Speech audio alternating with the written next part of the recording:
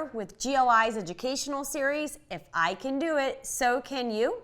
Today we're going to learn how to put together our 1085-2Om Colormagic insert. Let's dive in.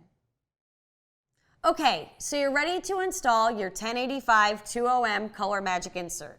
Unfortunately, it doesn't come like the 1084 and it doesn't come like the 1085-1Om. Instead, comes like this. It's broken down.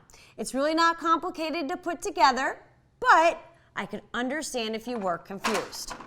So the first thing you're going to want to know is that these ridges go on the outside. So go ahead, lay it down flat so you can have those ridges on the outside. Then take your side pieces. There's these little, we'll call them inserts, that slide right into these receivers.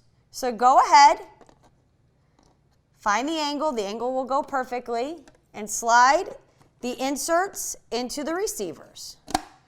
Boom, there we go. Then do the other side, inserts into receiver, boom. And then again, ridges on the out, slide inserts into the receivers, and inserts into receivers. There you go.